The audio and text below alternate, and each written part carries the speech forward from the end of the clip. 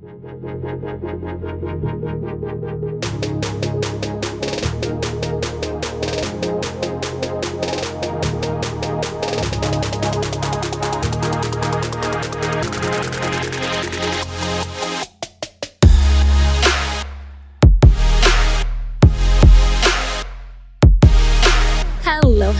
Welcome back to another episode of Shit's Hard. I'm your host, Amber, and today we're talking about how I stole my ex's dog, his family dog, and pretty much how I got my precious little girl, Princess.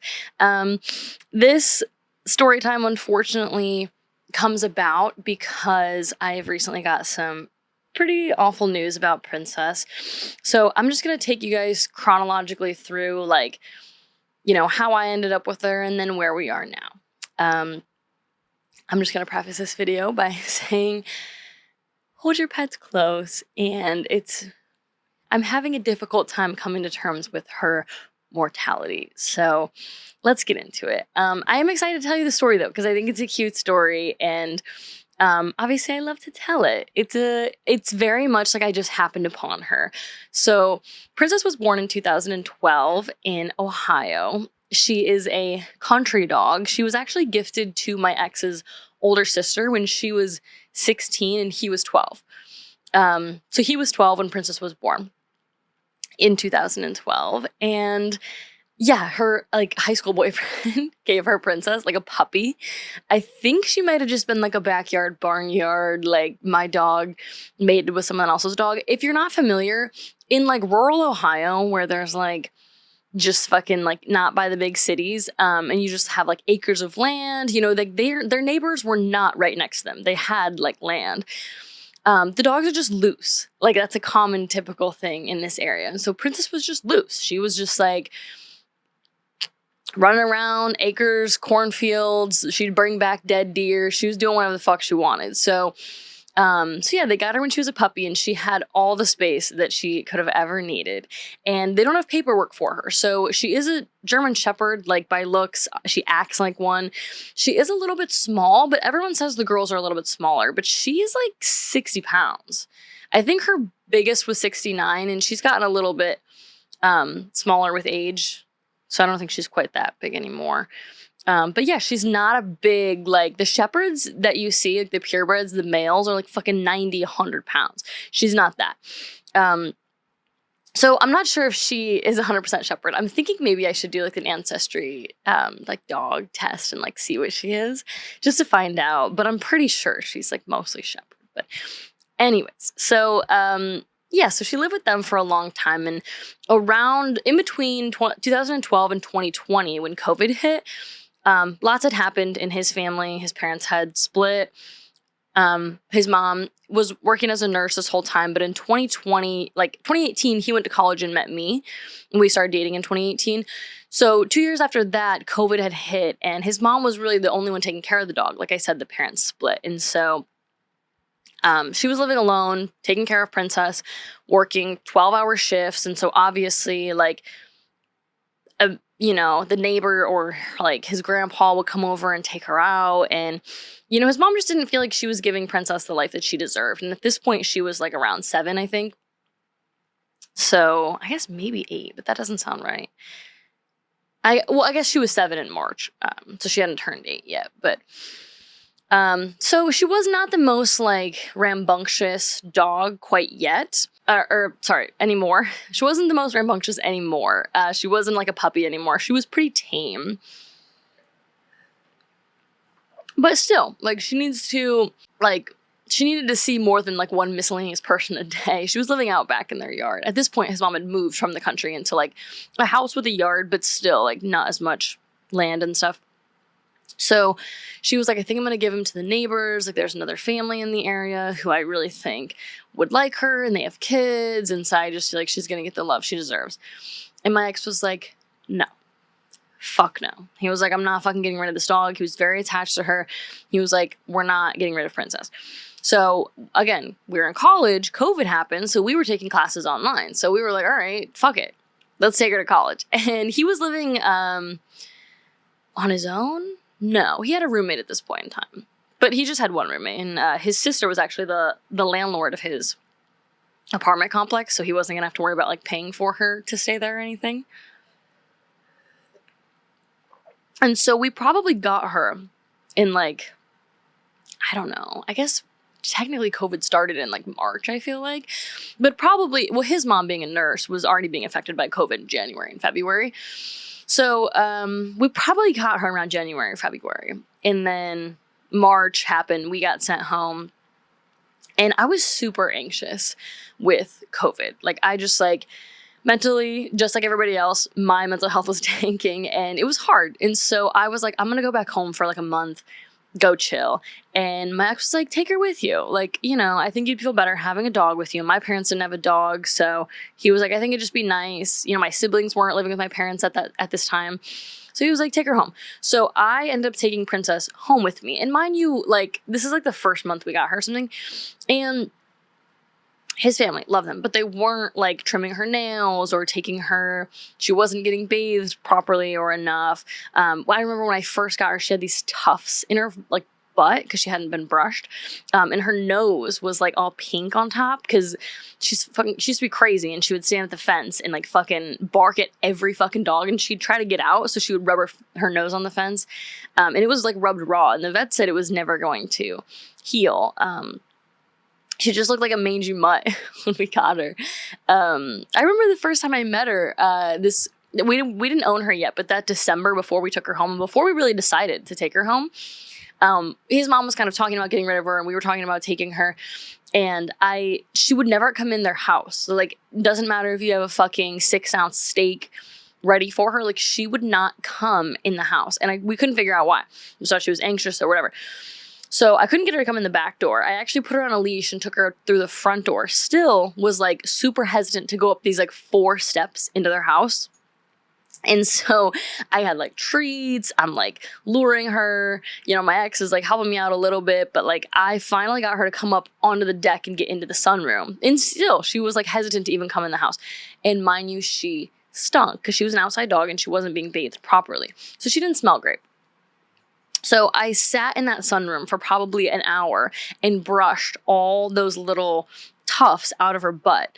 And I remember I had like a grocery bag full of dog hair of her fur. And she looked so much better. Like already I was like, oh my God, she needs this. So the next day we had actually went to take her for a bath. And I think at the beginning, I just knew more about pet care than my ex did. So I just ended up like giving her baths and brushing her and doing her nails and things like that. And I think that's kind of where we originally formed our bond of like her being like, oh, this is my person.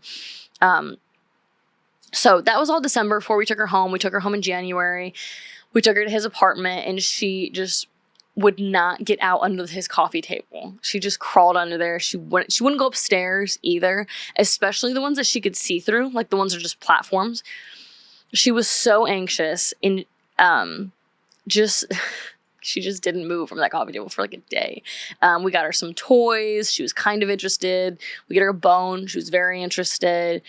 And yeah, so eventually she did come out of the coffee table and she started to walk around and sniff around and such.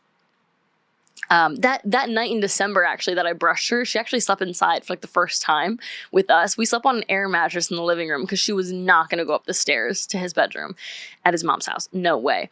So we stayed downstairs with her, and that was the beginning of it for us. We were like, we have to take her, and I'm so happy that we did. So fast forward, we take her to college. She's not going up the stairs.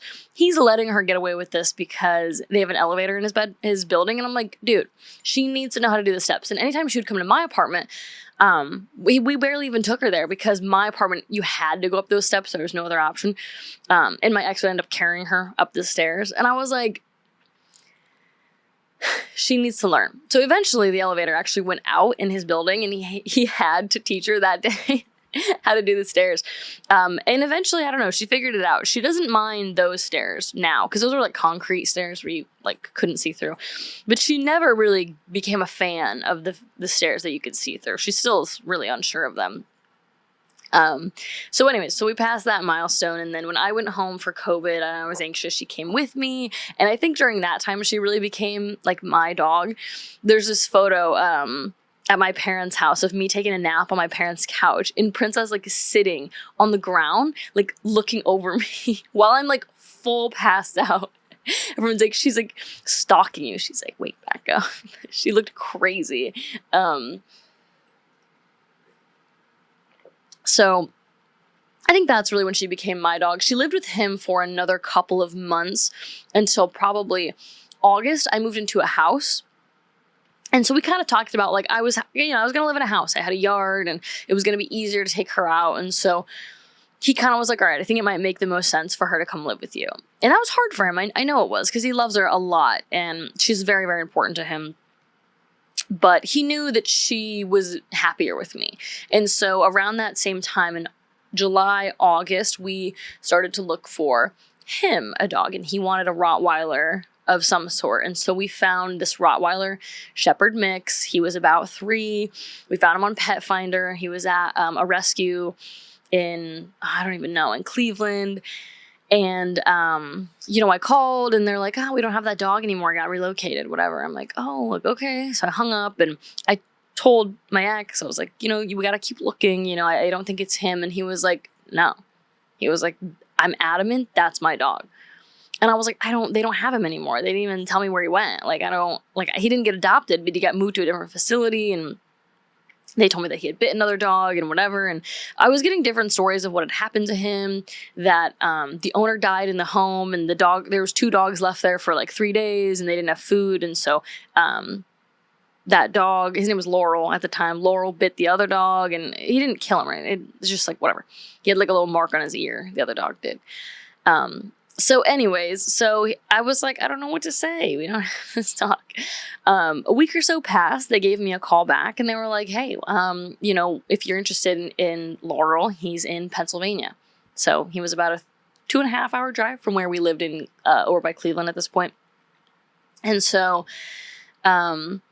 he was like, yeah, like we want to see him, we want to meet him. And so I told him we had another dog and they said to bring that dog. And so we brought Princess like a week later or something to go meet King and see if he was our boy. And he was, such a good boy. Him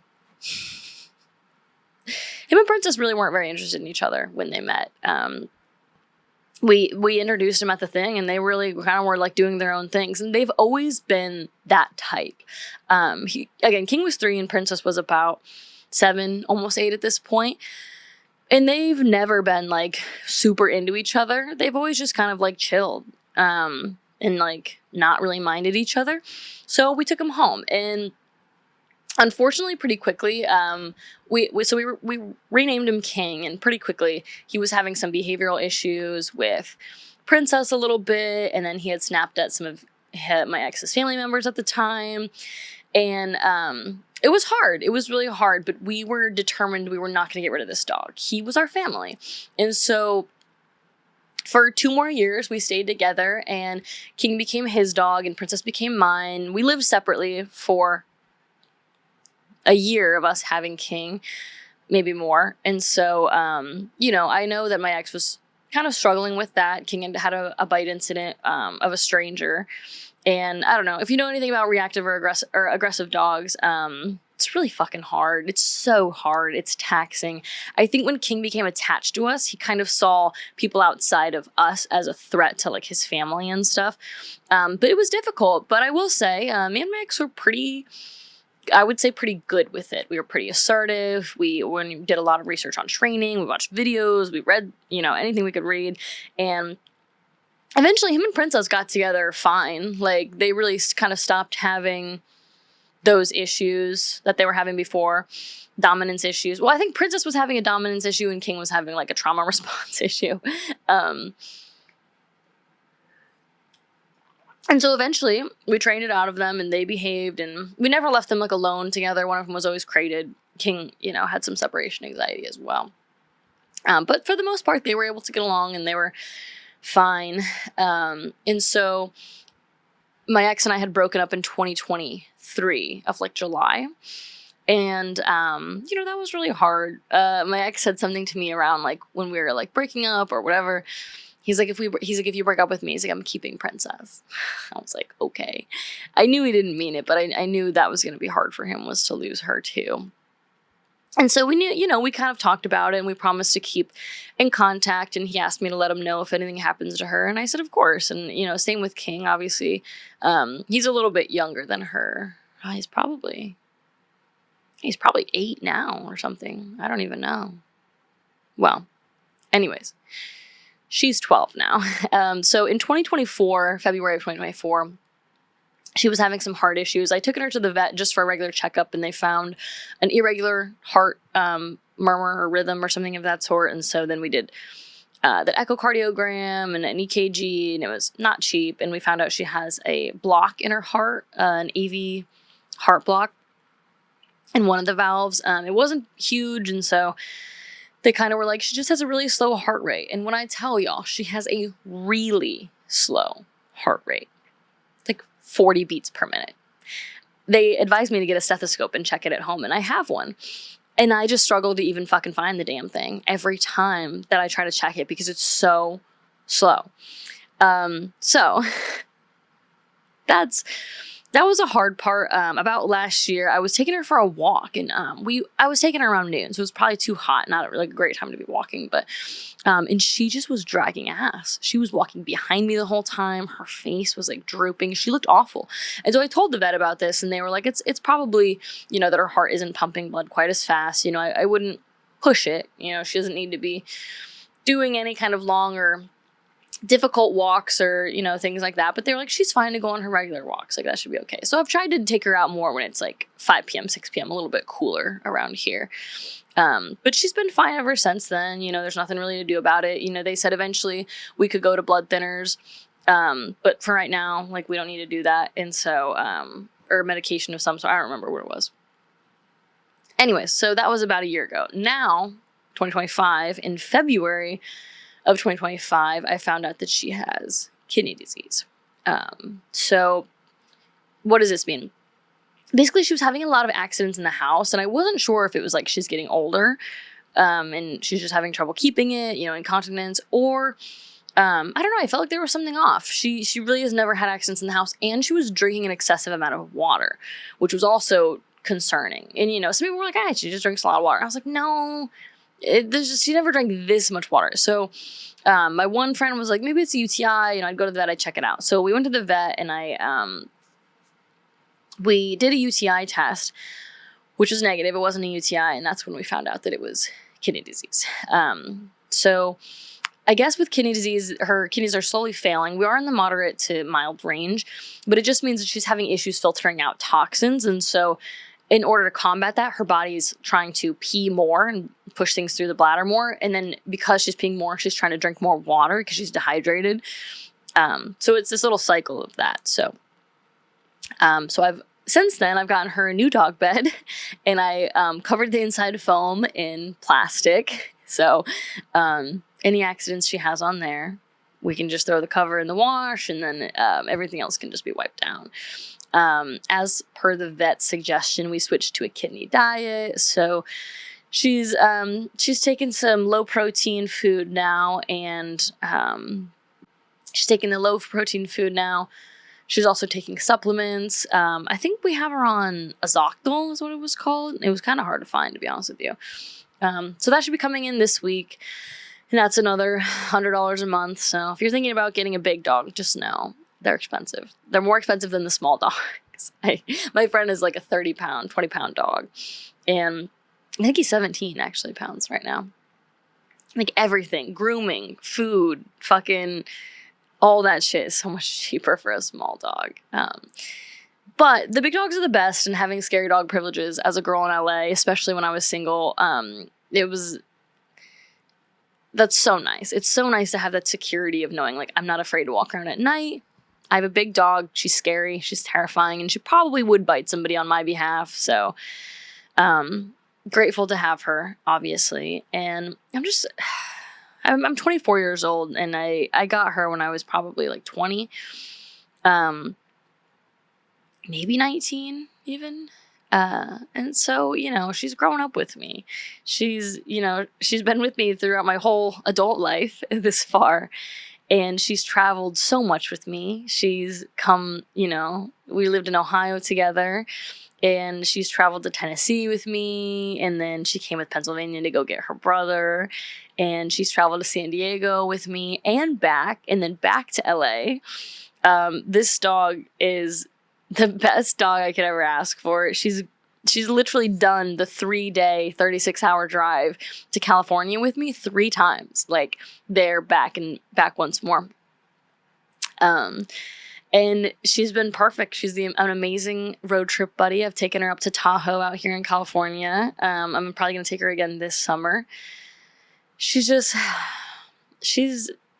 my baby. And it's just like a lot of especially once I left my ex, almost 2 years ago now, she's all I really had out here. I don't have family in LA. I don't have people here.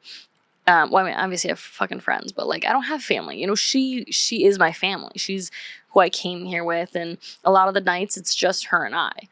And I've definitely learned to really appreciate those nights and, try to remind myself that they're not always going to be there. Or, when the annoyances of being a dog owner come up, like the dog hair everywhere and her throwing up on my carpet, or, peeing on my bed, I remind myself that there's going to be a day where I would like kill to have dog yak on my floor or dog fur in my bed. So this is really hard. It's hard to think about the responsibility that comes with being a pet owner, not just in terms of like taking care of them and stuff, but making difficult health decisions for them.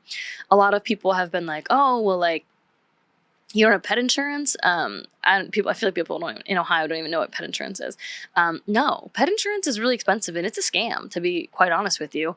I mean, I have a friend who's paying like $90 a month for their pet insurance. So over the course of a year, you'd pay, like over $1,000. And then, they don't even cover, like 100% of anything. They kind of cover like a percentage of stuff. And so it's like, after spending 100, let's just say $1,200, I guess. We could a little bit less, 1,000 something in the course of a year. I probably spend that just in, regular checkups and then, vaccines. And then like now I've probably hit the 1,000. Well, I haven't now, but like probably recently now I'll probably start hitting the 1,000 mark every year just with medication and stuff. But if I was paying for pet insurance, I'd be paying 1,000 and then more on top of that. Certainly not worth it in my eyes, especially because she's 12. If I had a puppy or a younger dog, I could understand like them getting into something or needing emergency surgery or something like that. But at this point, she's 12. I mean, what the fuck is an insurance going to do for me? If, God forbid, something happens and she has to undergo an intense surgery, it's probably too intense for her to live through that. You know what I mean? I mean, I don't want to think about these things, obviously, but this is the reality. Like, let's say she gets hit by a car. Like, she's probably not going to survive the surgery. Like, she's 12. Her heart rate is so low, they can't even put her on anesthesia. It has to be 60 or up. So, at this point, it wouldn't be worth it. But if I had a younger dog, like King when he was 3 and we got him and he was fucking eating everything and fucking eating colored pencils and shit and whatever the fuck. He was being crazy. He was getting into shit. Insurance would probably be worth it because you'd probably be spending more than $1,000 a year on his bullshit. But yeah, I think if you do the math, the numbers aren't really adding up there. I mean, obviously general pet care, you probably spend like a fuckload a year, but like on her food, I spend $100 a month. Now on these supplements, $100 a month. Regular vet visits are like just a regular checkup. It really doesn't cost me much. I mean, her vaccines are once a year and those are like maybe $150 or something like that for all of them. And then I pay like $50 for like the exam fee for them to see her. So, and if I get an exam once a year, that's like $200 for just general stuff. Like if nothing's wrong with them. So like that's like $200 a year versus $1,000 a year. It doesn't really make any sense. And they're not even going to cover the full amount of the exam and all that shit. So, but like I said, obviously like insurance, was supposed to exist for like emergencies. But this is what I'm saying. Like something comes up with her and she has to go into emergency surgery and the vet's like, well, she's too old. We can't operate on her. Well, what the fuck was the insurance for? You know what I mean? So but it's like these difficult things that you have to think about and make these decisions and try to figure out like what's most financially responsible, but also like what's the most like responsible for your pet and what's going to give them the best care. And for me, I'm operating out of like what's going to make my dog the most comfortable for the rest of her life, because unfortunately I have to accept the fact that she's not always going to be here. And that's like that. There's no amount of like insurance or vet bills or money that can change that. So me spending more money on stuff is not going to keep her around longer. So all I can do is like try to be proactive, and, we're doing the supplements and we're doing the food and kind of, going to handle things the best that we can and keep her comfy while she's here. But, as a 24-year-old, it's like being responsible for an animal is like end of life care. It's just, I hate to even fucking call it that, but, it is. And I don't know, I've had some people, kind of respond to me saying like, oh, I found out my dog has kidney disease. Some people are like, oh, like, so she has an expiration date. And I'm like, can we not talk about it like that? Like, I don't, like, this is my family. Like, I get that some people, it's just a dog, whatever. She's so much more than that to me. She's not just a dog. She's very important to me. I can't even imagine my life without her. I don't even want to think about the next 2 or 3 years or how she might not be there. Like, I can't deal with it.